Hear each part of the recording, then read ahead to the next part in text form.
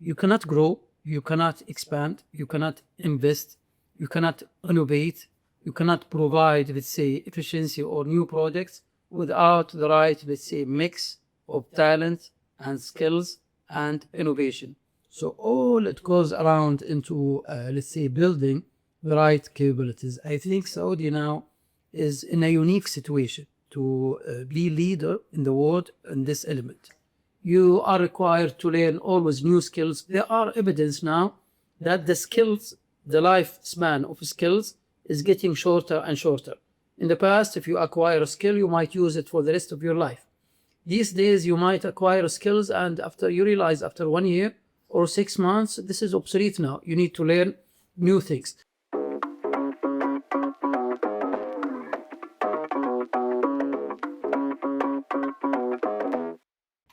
Welcome to another absorbing conversation on flavors of ambition. Today, we are joined by Dr. Ahmed Alzahrani, Saudi Arabia's Deputy Minister for Skills and Training at the Ministry of Human Resources and Social Development. Welcome, Dr. Ahmed. Very pleased to meet you. Thank you. And joining me also is Anton Stepanenko. Anton is a partner and associate director at BCG and the global lead of the skilling practice. Welcome, Anton. Thank you for having me. Dr. Ahmed, Saudi is really navigating one of the most ambitious labor transformations in the world. From your seat at the ministry, what is most urgent and what's most exciting to you about the future of the kingdom?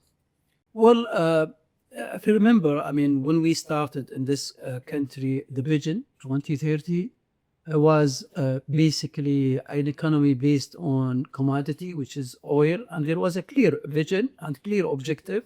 We need to diversify the economy. We need to diversify the economic base to different sectors, to different way of doing things. And in that journey have been really interesting. But if you think of what does that mean on the human level, on the individual level, who's going to carry all these ambitious plans and objectives and transformation? If you want to move away from a commodity, then you want to depend on human capital. You want to depend on developing people. And I think this is one of the most interesting topic now in Saudi, the evolvement of human capital, the evolvement of skilling in the labor market, the evolvement of how the labor market can enable the economy to grow. Because in so many situations we see around the world, one of the most important elements, specifically these days, is the availability of talent. You cannot grow, you cannot expand, you cannot invest, you cannot innovate, you cannot provide, let's say, efficiency or new products without the right, let's say, mix of talent and skills and innovation. So all it goes around into, let's say, building the right capabilities. I think Saudi now is in a unique situation to be leader in the world in this element. And you have a PhD in finance, so it's so interesting that you moved to this new domain. What really sparked your interest in the topic of human capital in the first place? My PhD in the economic and finance with more focus on the financial markets, the behavior of investors in the stock market. So when investors receive information, which is earning announcement, we call it like in quarterly earning announcement, how they behave to that announcement, whether it's positive or negative. And that led me during my PhD to borrow a lot from the psychology, from behavioral economics, behavioral finance, where they say there is overreaction, there is underreaction to news, there is pressure, there is herding effect, and so on. So I got more into the behavioral aspect, how people make decision, how an individual is that individual unit, whether it's a firm and students or employee, how they make decision when it comes to a different aspect. I was keen to focus on the research side of that. I was previously working with different, let's say, entities on the stock market with a focus on behavioral aspect. I moved to the ministry and I was having the same, let's say, framework of thinking where you need to look into an individual. It's not enough you say, as a policymaker, I'll make this policy with the assumption that the recipient, whether it's a firm or individual, will understand it. The liability of understanding and reacting with your policies should be within you, not within the recipient. That assumption that has been there for the economic, for the finance, and for the labor market for so many years. I'll do good policy, and I'm hoping people will interact with it rationally. Reality, this is not always the case. In reality, we're busy. In reality, we have limited attention. In reality, we are influenced by social pressure, by peer pressure, by maybe your circle. So you're not always making the right, let's say, choice for your own, let's say, benefit. So that's why I got into, okay, we have so many programs in the country when it comes to upskilling, reskilling. We have so many education. There is so much investment into education. Why sometimes we still would have skill mismatch alignment? Why some of the programs and policies it's not effective? What could be done? So it was clear that there is a gap of the skilling agenda, how we lead the skilling agenda and make it more effective, more efficient, and more productive. Sure. As you know, hospitality is a cultural hallmark in this region. Is it key to doing business? What role does it play in commerce and in progress today? Why do you think hospitality is so deeply ingrained in this region? Well, it's a very interesting question, specifically when you link it to the business and development. So I think hospitality has been over the years, over the centuries, have been harnessing, our culture. It has been imprinted in our DNA.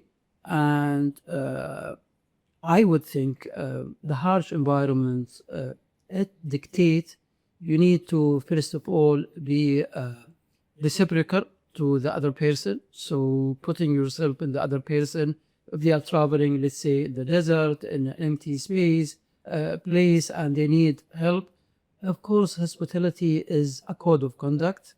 And to the degree that people pride themselves of this hospitality, and they always recite poems and stories how this person and that person or that tribe, for example, is more hospital than the others, and that kind of pride and comparison. I think also when the religion come, the Islam also come with the true holy site, and people from the rest of the world, they come, they travel to this region. You can imagine like 100 years ago and before, it was really hard. Some people, it takes them years to reach to, for example, Mecca, and they cannot depend on different metropolitan areas or civilization. They need to depend on the hospitality of people around this area to reach to their, let's say, life goal.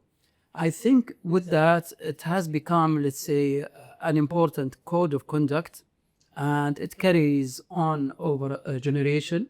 This is very important when it comes to business now, when it comes to hospitality. Remember, this region is opening up to tourism, to mega events, World Cup in 2034, Expo in 2030, and before that, Olympics and Riyadh season and so on. And people will start to see how open the Saudi culture is. If you are hospital, it means you need to be always attentive, smiling, have back and forth conversation of that if you want to be hospital. And I think you see the young generation now, they are very open, they are very adaptive to new technologies, to new trends, and specifically with so many foreigners now live in Saudi or visit Saudi, they are amazed always with that. I think this is a great opportunity for tourism, for religious tourism or mega events, and for making business. You see so many headquarters now have been moving to Riyadh and other regions, Saudi, to base their headquarters in the region. I'd love to share one very peculiar observation about the hospitality and the culture, which is when you first come here, you have this keen and strong feeling, which I continue to feel today after so many years have passed, of first, not of hospitality necessarily, but of feeling of rigor, of demand. It's a very demanding culture. You're expected to do to the point. You're expected to be useful. You're expected to be somehow just helpful with what you do. And then it creates a little bit of pressure, as to say. It's a very productive pressure that you start feeling, but also simultaneously somehow in process of feeling that, you also feel this incredible openness and friendliness, and then being willing to accommodate as well. And then this is not a credit, this is not an assumed trust, but that's an open invitation to build a trust. And this invitation never closes. And I find this a very elegant, very refined experience, and I've not experienced that anywhere else apart from here. As a very hospitable person, Dr. Ahmed, tell us, what is your favorite dish and what types of memories does it evoke for you? Well, I think I have two answers to this. If I'm making the food, I have one answer. If I'm eating the food, I have another answer. But generally, I'm very open to most of the cuisines and dishes. One of my favorite is what they call it magluba. Magluba is upside down. So where you cook rice and chicken or meat, and the vegetable is in the bottom. Once you flip it, you see the other way around. You see a hidden treasure of this magluba. I think this is my favorite dishes, but I am not very, let's say, proficient or qualified to cook it. Dr. Akram Awad would echo your sentiments. It's his favorite dish as well. Dr. Akram from BCG. Anton, your favorite dish? Oof. I am such a big eater. There's so many. Lately, I enjoy especially something very simple but that captivates my attention is everything eggs. Really? There's so much you can do with eggs. French do one thing with eggs. Here in Saudi Arabia, you have a way of preparing shakshuka. Where I'm from, we have a way of preparing eggs, and there's no limit to it. I'm fascinated. Dr. Ahmed, I would love to learn more about your role and how it all started. You started as a one-person department, and this has now evolved into something much bigger. Tell us a little bit about that evolution. I've been with the ministry ecosystem for the last 10 years. I started in the National Labor Observatory, where I lead the studies, impact evaluation policies, collaboration with international organizations and advisory firms, and different studies. Specifically, I started with the ministry as a policy deputy for the first 2 years. When that time we started on reforming the labor market strategy. That reform led to what we call it now LMS, labor market strategy, which was approved by the Council of Ministers. I was the technical lead of that strategy. There was a pillar on skills. And the whole topic is new for us as a ministry when it comes to the skill agenda, leading the skilling agenda at the national level. So it means you need to coordinate with all entities, whether on the supply side, providing skilling and reskilling and training programs and education, or in the demand side, where you talk with the employers on the skill mismatch, the readiness of the workforce, and so on. Clearly, at the ministry, we realized that this is an important topic. We can't just have it on the side. We need first a dedicated team, we need leadership, and we need a department. So I started humble starts, one person, as you said, and over time we started to conduct program initiatives and policy, enlarge the team. The team now is over between 40 and 50 people. From the ministry, and we're working with so many stakeholders, whether in the private sector and in the public sector. I have becoming the known face for the skills to the degree that it's part of my passion now and it's part of my work. Anton, can you set the stage for us about the biggest global shifts that are really reshaping work and skills, and how the Middle East and Saudi are experiencing that shift right now? Yes, of course. The problem is I can be talking about that till morning, so let me just confine myself to a few examples. I would say number one is shifting from qualification-based to skill-based, and that would be a topic of our conversation today, I'm sure. It means much less what was your bachelor's degree and who awarded that, but much more into what you can actually do and who verified that. And then number two is, of course, everything AI, right? You cannot escape this topic today. AI is now interfering with which skills we need, how these skills are defined, how the training for these skills is delivered, and how these skills are assessed. There's also pretty much end-to-end experience.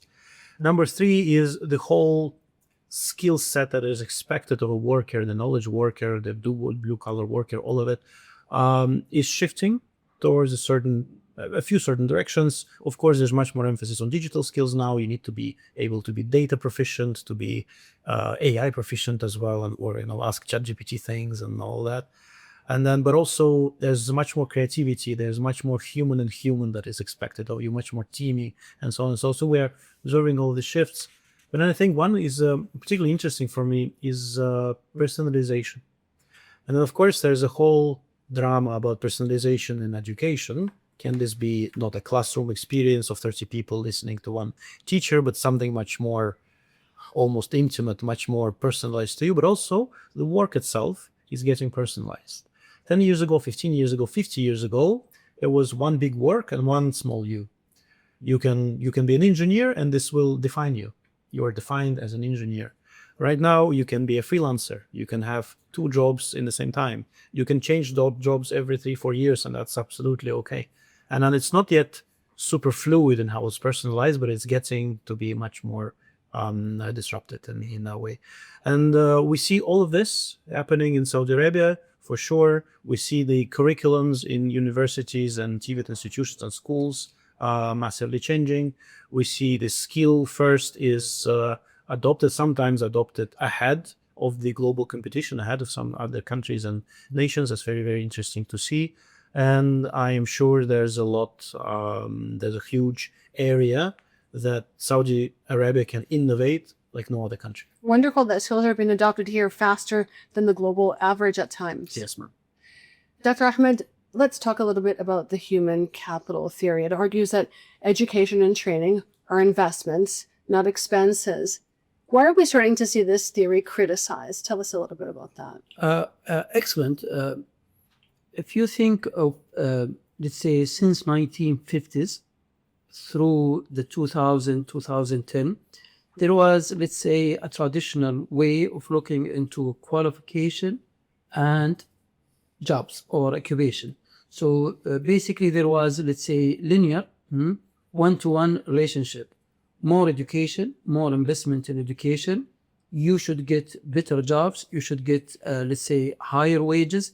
You should have better, let's say, work progression. And that has been, in the private sector and in the education system for so many years globally. That was the key. Whenever you have better education, this is your key to getting, let's say, better opportunities in the labor market. Hence, this is, let's say, what we call it the typical human capital theory. It's more of a supply side.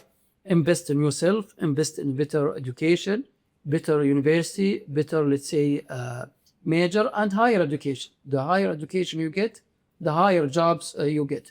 This is what they call more learning, more earning. And this led to, by the way, policies from government, policies from individuals, policies on decision-making from parents. Parent always, they looked into that. This is the key to unlock your future. So this has led to so many investment into that kind of a credential, having more education, to the degree that I call it credential inflation. There is an inflation in the credential. This is what leads to more competition from the supply side on limited jobs. So this has translated to, let's say, for the employer side, for one job, they're getting, let's say, more than one person competing the same job with even more higher degrees with the time. So people start to get underemployed, or they're getting less than what they should be getting based on their expectation. This leads to so many revision of this human capital, to the degree there is a famous book called The Death of Human Capital. And it says now maybe we need to shift the thinking. The scarcity is not into the individuals and into the education and into the skills. The scarcity is into the labor. It means what kind of job quality the private sector and the firms they can offer. So maybe we need to shift our focus as a policymaker of improving the job quality, improving the opportunities in the labor market, not into the education side. And this led to the whole question of, organizations, functions, department, they're built on those qualifications. So let's say you're accountant, you're boxed in this accounting department. This is what you're supposed to be doing. And, and Anton has mentioned this briefly, there is so much liquidity and fluidness and dynamics now into the labor market. You are required to do multitasking now. You are required to change your work task. You are required to learn always new skills. There are evidence now that the lifespan of skills is getting shorter and shorter. In the past, if you acquire a skill, you might use it for the rest of your life. These days, you might acquire skills, and after you realize after 1 year or 6 months, this is obsolete now. You need to learn new things. So having this skill-first approach is more into the labor market. What can we do into the labor market? How we can hire people, how we can set wages, how we could look into the competency of a person beyond just qualification or, let's say, typical kind of boxes have been created, whether it's a gender or the name of the institute that you graduate from or the name of the country of where you graduate from, to more into more equality and more, let's say, equal opportunities based onto skills. And I'll talk about this later on. Yes, the skills first approach is creating a more equitable job market. Excellent, 100%. The question is how you can verify that kind of competency and skills. And maybe that competency, I needed someone accountant or someone data scientist and so on. I'll give you just a quick example, just to show how that is equitable. 50% in many studies around the world, 50% of employees, they feel that what they have studies into qualification and credential is not relevant anymore. Yet still, when you go to companies and you see advertisement for job vacancy, they specify, let's say, specific credential or specific, let's say, qualification. If you go to data analyst, still you see many people, they require, you need to have computer science. Evident, they're saying, so many economists, so many, let's say, statistician, or maybe people with history degree, maybe they have more competency in this than with someone in computer science, as an example. So as a company, you need to be open to, let's say, more talent pool than just boxing people into a qualification. And how can the new human capital theory ensure that we're training workers for work that's really worthwhile and they're rewarding jobs rather than temporary AI support roles? Oh, very interesting. The skill-first approach is saying you need to think, first of all, into the jobs within your firm, how you look at them, what kind of competencies or what kind of skills match these jobs, and what kind of talent that you have within the firm and outside the firm. To the degree, some firms now, they start to auction their task. So if there is a specific task, through an internal platform, you put that task and you ask different people from different departments to bid on that task. So for them, it opens so many, let's say, opportunities internally and externally through gig work and so on. And this leads to, if you know exactly what kind of skills and competency you need, that means you need to design your jobs based on those skills and competencies. Then you would understand what's your gap, what kind of talent you need internally and externally, including AI. AI is not only you need to think of it how to augment, you need to think of it how you redesign your jobs, how to focus on, let's say, a high-end kind of operation, like more human-centric, let's say, kind of operation, critical thinking, communication, and so on. and what we call non-routine jobs. And you need to look into more routine jobs, how you could be replaced by AI and so on. Just building on this, maybe let's take an example. All right, so we're fighting this so-called meritocracy trap, and 10, 15 years ago, you have a guy with Harvard MA in computer science, and you have a genius who doesn't have that, but he's so much better. And this genius would have zero chances, right? Right now, he probably would. How would it work? What would you advise this genius to have so that he could really compete for that particular vacancy with the Harvard baccalaureate guy? Well, first of all, he has to be humble and to acknowledge that he's not genius, that he needs to learn more. Because the minute you say, okay, I'm smarter than the rest, he will stop, let's say, improving and learning. And over history, we know the most important skill is survival skill and adaptation. You need always to be adapting to your surrounding and to your environment. By saying, let's say, I'm smart, it's like you're sending a message to yourself and to the rest that I'm good enough. I don't need to learn more. So that's the first advice I might give. Second advice, you need always to signal to others, what do you have? That signal could come through qualification, could come through training, or through experience. So if I'm saying to you, maybe I'm good into developing apps, you immediately would ask me what kind of apps you developed, whom you work with, and what kind of, let's say, projects that you work on. So always you need to signal to others how you have that competency, how you could prove that competency, that first of all, you possess it. Second, you can demonstrate and you can apply it. There is a difference between skills and competency. Skills is like the knowledge or the specific, let's say, ability that you should have. Competency is applying that knowledge or skills in reality. And here lie, let's say, the keyword, how you could tell the others that you can apply this knowledge in your situation, whether it's a job or a project or temporary job. Thank you.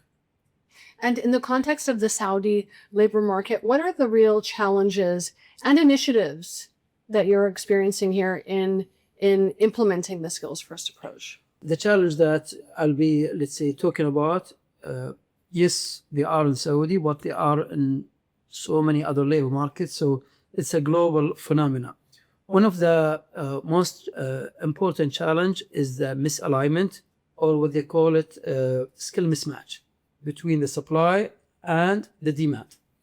And one of the issues here in this labor market, most of the activities when it comes to skilling, it used to be what we call it supply driven, meaning there is a training institute, they develop their own programs and hoping that this program would satisfy a need into the labor market, whether it's a sectorial need, occupational need, or just, let's say, employability skills, or what they call it, soft skills. The question is, a supply-driven approach does not, first of all, guarantee that these kind of competencies, skills, and program is needed in the market. And second, if it's needed, will it be utilized as an individual? If I invest in that program, whether it's a time or money, what's the return on my investment? So one of the biggest challenge we're trying to address is how to move from a supply-driven approach to a demand-driven approach. That is first. Second, how to ensure, how to give, let's say, assurance and guarantees to the individual. What is the return on their investment when it comes to training? Let's say that individual is even a firm. If I'm a firm, I take this cohort of people, I train them. What's my return? Will my productivity increase? Will my efficiency increase? Will I have better, let's say, position when it comes to competitiveness into the labor market? If it does not answer one of those three, then it's a waste of resources and time. So how we address this? This is the question. First of all, when we work with we say on a demand-driven approach, it means we need to work with the employers. So we set up sector skill councils in partnership with the private sector. We have, by the way, now 14 sector skill council. We have over 250 members, and they're very active. So In these sectors, we first of all determine the job families, the occupation that is in need in that sector. We identify the skill needs. Then we work with the supply side, how they could build their own programs based on structure and standards and agreement with the private sector. But here comes the other element, which is the return on investment, which is the signaling element. This is why most of the time skill first approach fail, because employers, they need credible signal that competences is verified and validated. So we're creating now a national skill platform where all individuals have in this market have their skill record created by us, verified by us, where the individual have all their learning activities, whether it's a micro-credential or a course or a diploma or even a master, everything is registered and verified. Employer can access to that and they can see skill gaps in those individuals and they can see the competencies they have. And more importantly, they can look into their own staff now and see collectively at the department level, at the organization level, what kind of skills they have, what kind of skills they miss, and they can link that to the bottom line, to productivity and other elements. And this brings us to soundization, which is seen as a credential-based policy focused on the who, i.e. the Saudi national who's being hired. How can this policy framework integrate a skills-first mindset to ensure that hiring leads to productivity and not just compliance with Saudization? Well, this is an excellent question because in the heart of Saudization is Bitakat program, which is basically a quota program on the count of heads of Saudis versus non-Saudis. And this is how it started. We think it's very excellent, inclusive program where it allows people to go and enter the market. But this is not enough by itself. This is only one policy. Definitely you need to have different policies and program to support entrance into the market, to support career progression, to support what they call lifelong learning, and to reward, to have the employee have a rewarding journey where they can and be able to learn always and be ready to new challenges. What we try to do, first of all, it's very important to understand without a unified skill language, it will be always difficult to lead skilling agenda and to lead, let's say, skilling and reskilling program, because you might be talking about something and Anton means something else with the same word. So that's why we started by saying, okay, we need to standardize the language when it comes to skills. We need to have a unified framework. So we're working on a national skill framework.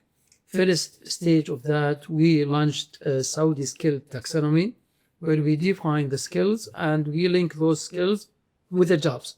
Now it's easy to have a job vacancy, to have a wage subsidy program, to have a nationalization policy that you talk about the same occupation and the same skills related to those occupation. Of course, we back that with so many surveys, finding out the skills, if it's needed, if it needs to be updated, because that's a continuous work. You can't just issue one version of a skill taxonomy and you stop there.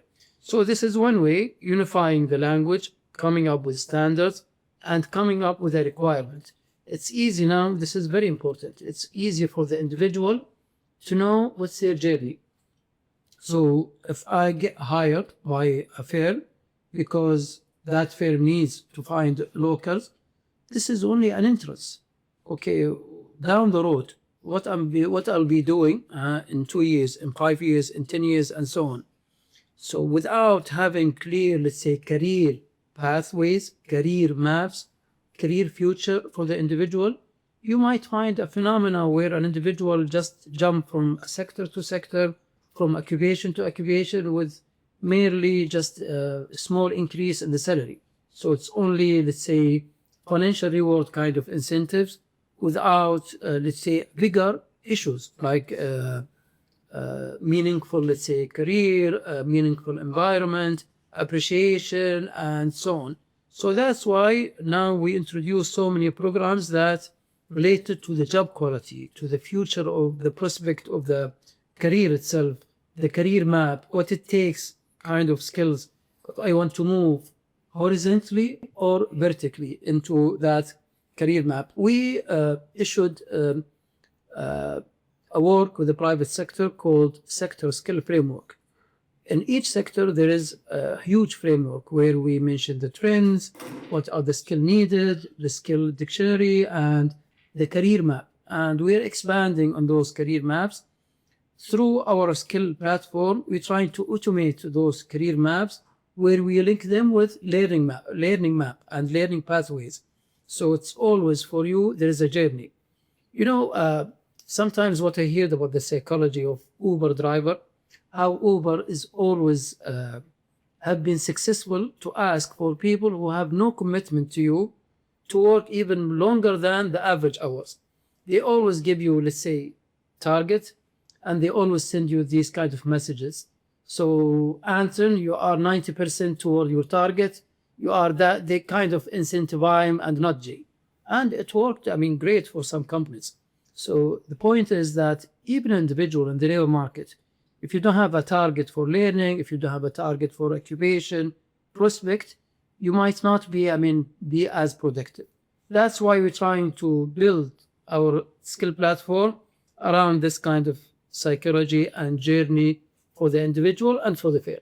With a clear goal in sight. Exactly. Absolutely. And it doesn't work this way for Uber drivers only. It works for me big time. That's for sure. But picking on this topic of developing the Saudis, right? We started this podcast today with recapping on the growth agenda for Saudi Arabia. You mentioned, Dr. Ahmed, the football championship, the expo, the seasons, the mega projects, a lot of things. And then all of them are, of course, very demanding on the Saudi youth in terms of digital skills required, green skills, creativity, teaming, a lot of other skills. What does Saudi Arabia do to future-proof its young population? We launched a national initiative with the collaboration with the Human Capability Development Program. It's called Skill Accelerator. Skill Accelerator is focusing on uplifting and reskilling and upskilling the existing workforce in the private sector, with more focus on newly joined into the labor market.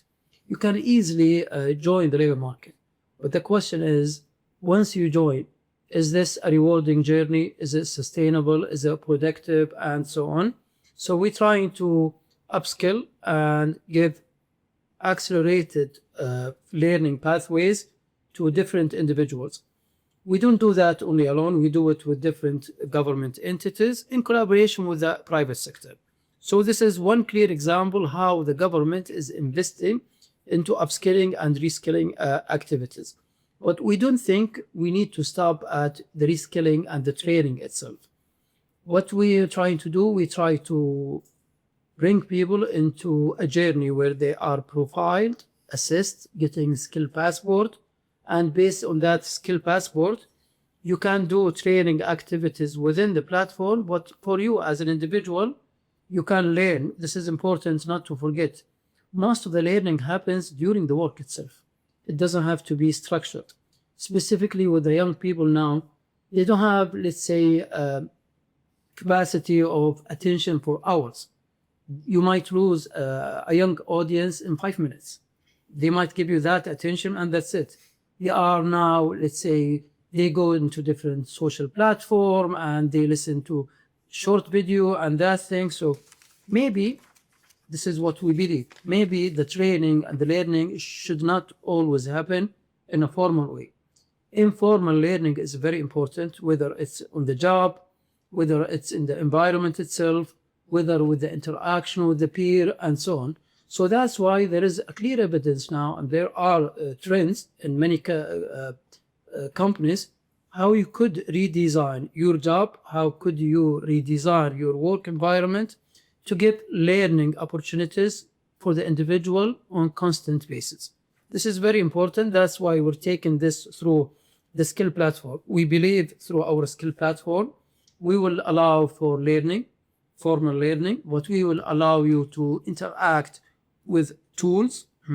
So you don't have to sit with an instructor and they teach you one way. It's more of you explore these tools, and you might use these templates so it can help you structure your way of doing work inside your firm. Also, we're allowing for peer learning. So there are communities where you interact with the others. By the way, when you have this challenge, how did you deal with that? And you might get, let's say, more practical, let's say, kind of learning and advice through different channels. The point is, one way, one qualification, one design, we don't think this is the right way now. You need to allow to multiple ways for people to explore and learn based on their own pace and based on their own preference and based on their own context also. The shift to a skills-based society is moving quite slowly, isn't it? Why do you think that is, Anton? Well, so many factors. I think the most important of them is the structure of the labor market itself, just the structure of market, really. Employers, companies are rational beings, and then if it's easy for you to not invest in someone's education, but instead just take another person, right, then you probably wouldn't. And for that reason, a lot of countries are deploying different incentives and different packages to support employers to still go ahead and invest, realizing that they would not otherwise do it. So I think that's a huge stopping force. This is what I would call productivity black box. One of the issue is that, let's say, as a firm, you believe on skill first approach and competency. The question is how you could quantify that skill. If you go back to the old, let's say, factory age, it was very easy, by the way.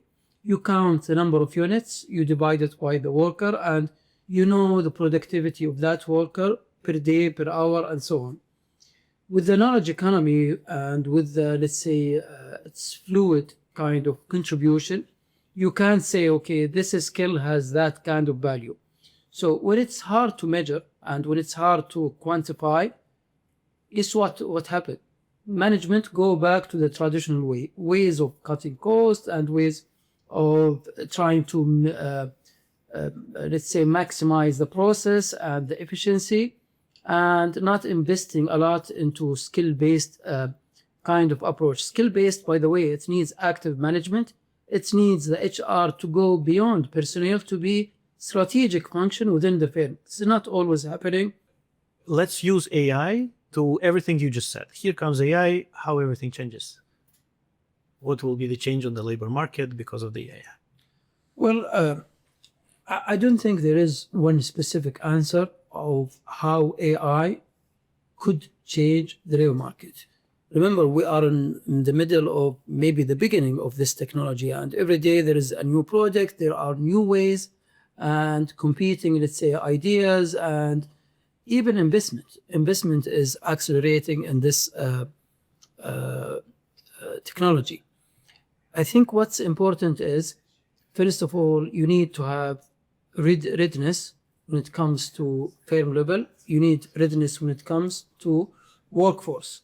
So what we did, we embed this into the workforce learning, the learning that I mentioned, the skill accelerator, and in collaboration with other entities, where we want our workforce, specifically the new workforce, part of their learning is the AI readiness and even the, let's say, the ethical aspect of it, how you could use it. If you use it, should you tell, let's say, your client, your boss, that this is a work that you have generated using tools, or you should claim it? So these are important issues, and it is emerging now.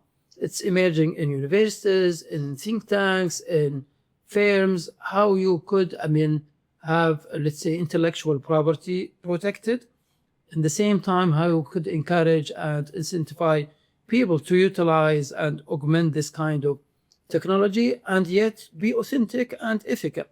This is the way, the kind of learning and readiness we try to embed within firms and within the workforce. It's very clear. In the beginning of the podcast, you mentioned that there is a lot of skills mismatch in the labor market today in general, I think around the world, also in Saudi Arabia. How can AI be helpful to enhance the job matching, the career awareness in the workforce, and especially in the youth in Saudi Arabia today? Oh, this is a very excellent question. By the way, the skill mismatch, it means either the individual is not a good match for the that kind specific job, either because of their qualification or the level of education and skills. And sometimes it's not the fault of that individual. Nobody has given the right information to the individual, what major or what degree or what skills to focus on, to start with. So first of all, career guidance is crucial here. And if you remember, career guidance in the traditional way, it used to be a small office in universities where if you want, let's say, specific information, you go, you look into some booklet. These offices still exist, by the way. They still exist. They still exist, but we're supporting them a lot now with digital solutions, with the platforms and with the AI. So it's very important now for the individual to interact. This is what we try to do. We embed the AI that helps the individual how they could look into themselves in terms of self-reporting and assessment. Then we help them how to choose the right, let's say, education and also the right career choices. Through Irshad program, we created a platform using skill taxonomy, Saudi skill taxonomy, where we could advise the individual how they could focus into skilling and occupational choices and major also choices. This is very important. Without the ability of AI, you cannot do a lot of assessment. You need to conduct, let's say, a traditional assessment, paper-based or online-based, and this is not always scalable. So with the AI now, if you go to the Saudi Skill platform, it will help you in the profiling, into the assessment, and into the learning pathways. Oh, this is very good. You mentioned a few times a skills framework, a unified language, as you put it, where all skills are understood in the same way. You're building one now. Can you talk to us a little bit more about what this is, how it's going to be helpful for everything? Well, one of the biggest challenges around the world is that when you go to a labor market, then you see 3 or 4 frameworks. And, sometimes governments, they get excited and they come up with different frameworks, or from the private sector or from educational institutes, to the degree that the employers then they are confused.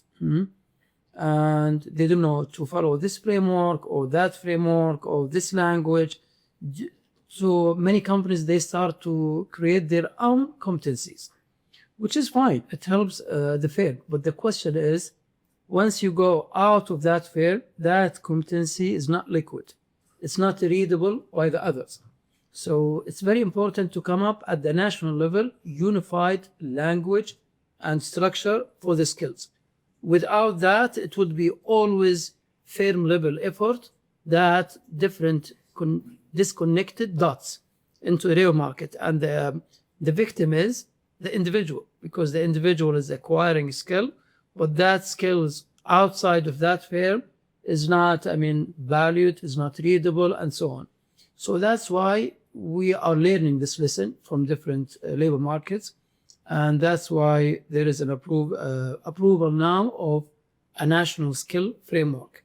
That national skill framework, first of all, unify all the language and unify the template, how we create and define skills, how we could go into details into the occupation itself, and how we unify, this is very important also, what we call employability skills. Part of this national skill framework, there is a subset where we call it employability skills. Other people call it soft skills. I don't like to call it soft skills because it's not soft. It's the most important skills, by the way, for any individual. You can acquire as much as you can technical skills. Without these employability skills, you cannot show what do you have. and you cannot prove it, and you cannot advance in your career. Without communication skills, you might be the best programmer ever, but how you can convince your manager and your peer. So that's why we created this subset of employability skills. Our objective is that for individuals, whether these are students or graduates or just people in the workforce, where they can go and we recognize their skills and we verify their skills based on this agreed national skill framework. The work has been already started, and we looked into many interesting experience of different countries in Singapore, in Australia, in the UK, and so on. It's very interesting journey now. We created a task force within the ministry and outside the ministry, because we do want to develop something, then we go to the private sector or the government sector and say, by the way, we developed this, you take it. If they are not part of the decision-making cycle from the beginning, if they are not part of the design element and the production, they will not, let's say, interact and implement this national skill framework. And this is very important. Listen, in many countries I've visited, they create the best, the most perfect, let's say, framework. But it's on paper. When you go into reality, it's not implemented. It's not sometimes understood. Sometimes it's very complicated at the firm level or an individual level. So we're taking these kind of challenges as part of our design principle for this national skill framework.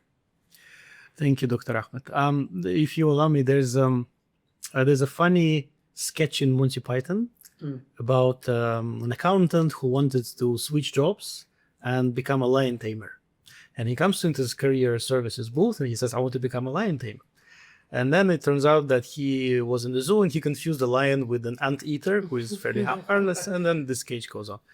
And then if I want to use the skills framework and I want to switch from one job to another job, how do I prove my skills? How will this verification work for me?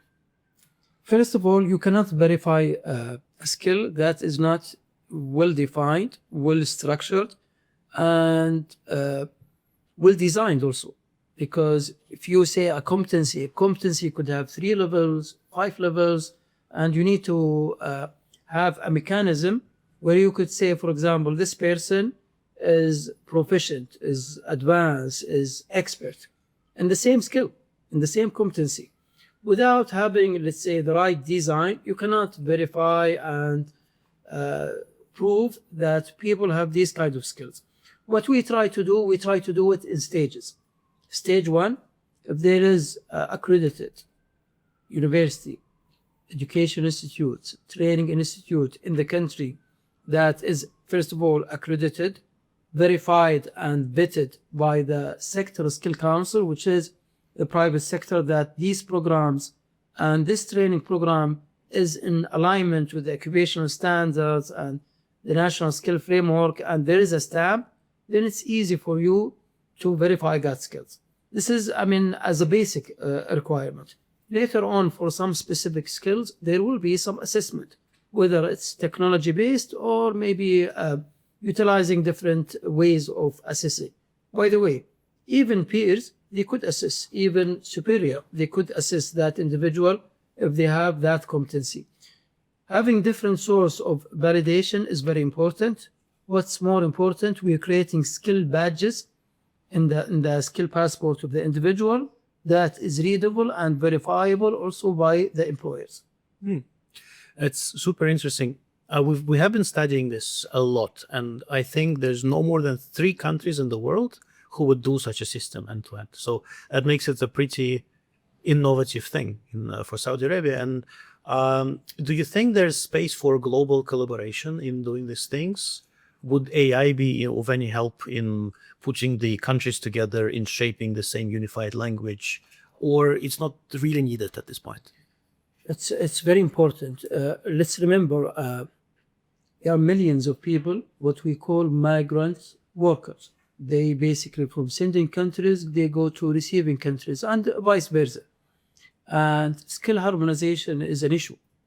You might get that competency in country X, then you go to country Y, and you normally get the question, the question, what is this degree? What is this institute? This skill level is not compatible with our national system. So harmonization to start with is very important. At the G20 level in the employment working group have been discussed thoroughly. And I think there is an opportunity for international global collaboration. And it's not one country effort, it's multi-countries effort. Recently, we started a platform called Global Labor Market Conference. We run now 2 versions. They are very successful versions. Let's start with Ministerial Roundtable. Then we invite CEOs, academia, experts, and government officials, and even youth. They participate. And last year, for example, 45 labor ministers have been attending and discussing. And one of the things that we want to do in this second round is to have a global roundtable on harmonization and skill taxonomies. We think this is very important if we put, let's say, our effort together to come up to answers or solutions to the challenges that I've been mentioning about the harmonization, the different systems, how AI could utilize and could improve the effort in this front. And Dr. Ahmed, tell us about the role that you see Saudi playing on the global stage in advancing workforce resilience and in an inclusive economic development. First of all, this is very important. The key word here is inclusive. I'll give you, let's say, a recent achievement that we have done when it comes to women in Saudi Arabia. We know participation rate in Saudi historically for female used to be very low. It used to be 16%, 17%, and this is not long ago. This is only 7-8 years ago. Now we are at the level of 36, 35, 36%. So we're more than double the participation rate for women, for only female. This is a kind of an inclusion program, but I think it's very important to show to the rest of the world that you cannot treat the labor market as only one component. There are different components, there are different needs, different preferences. You have youth, you have people with disability, you have vulnerable groups, and each group should have customized policies and services that fulfill their needs. It's easy for me here sitting in my office, I say, okay, I serve the labor market. This is easy saying, but when it comes to action, you need to take into account different preferences. You need to understand the youth. The youth now, they work on different level than me and you maybe, and they have different aspiration. The kind of work that they want, the kind of office, the kind of setup is totally different. If you don't understand this at the ground level, you can't build a decision and programs based on evidence. So that's why what we call it evidence-based policy. And this means you need to be active always into soliciting this opinion, surveying the markets, engaging with different groups, having qualitative workshops and validation and opinion poll also as well. 16 to 36% growth in 7 years. It's really remarkable, exponential growth. Fantastic initiatives that Saudi is taking there. And Anton, what would you say about the global collaboration on the future of work? What lessons can other countries take from the transformation that we are seeing here in the kingdom? Yes, thank you. I've been thinking, Dr. Ahmed, about what you said. Also your plans to maybe see the harmonization of taxonomies and so on. And I had this idea, I don't know if you like it. Harmonization of taxonomy is super important, right? And it will definitely come a day when we will see this as harmonized. But I wonder if before we go into this, we could see the global collaboration on the policies itself, on the blueprint of the policies, making sure that all of the countries, they have the skills frameworks, they have the occupational standards, they have the platforms that are needed to enable them. They think about verification and so on. And then if you think of it, this cannot be so different from country to country. It's like really a blueprint that a lot of different countries can apply. And then when everything is in place, you can then work on harmonization, making sure creativity is the same creativity along the way in every country. And I wonder if Saudi Arabia can play a role in showing the way to this blueprint for everyone to follow.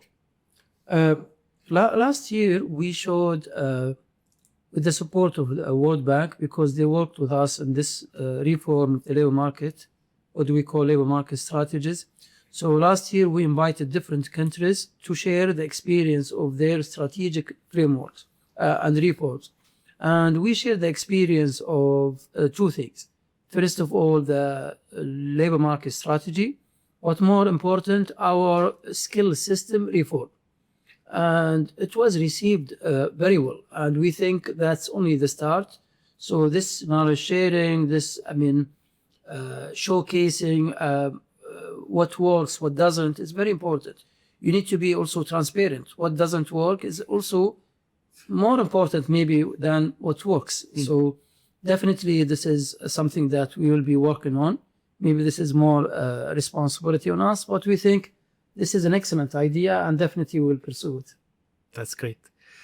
Dr. Ahmed, in this podcast, we explored the transformation from one-man deputyship into a huge team that is influencing skills and training agenda across the country, basically becoming a face of skills and training nationally and also on the global scene. What do you expect? What do you think can be the legacy of this journey for the future generation of workforce? Oh, very excellent. I remember a few years ago when my daughter Basma, she was 6, and that time we were crafting the labor market strategy. And one day she asked me this question. It puzzled me, and she said, "What's the difference?" She was 6 years old. She said, "What's the difference between labor ministry and labor market?" I said, 6 years old to ask this question, why?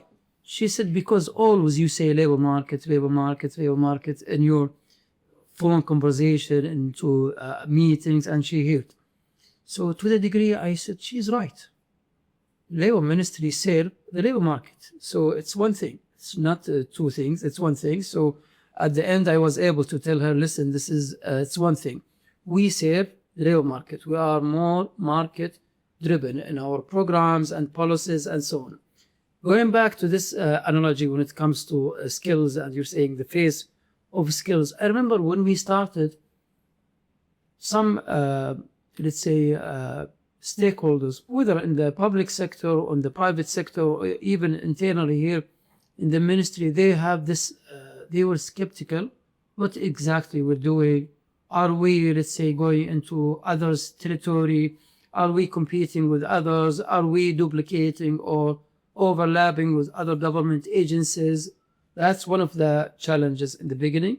The other challenge is people always understood when they hear the word skills, they think we are in the business of providing training. And we stopped for a moment. We said, okay, we need to come up with our own framework. What does a skill mean? So the word skill, we define it into a framework, into 4 activities: skill planning, skill development, skill recognition, and skill utilization into labor market.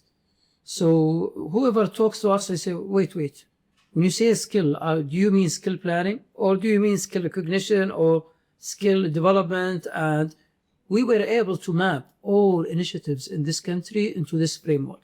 So we know who does what and where is the gap. I think this is very important. I mean, as a legacy, is to drive the skill system in this country to be one of the most, let's say, first of all, lean skill system, inclusive skill system that allow everybody to do their own activities within a clear, unified framework, and most importantly, productive skill system.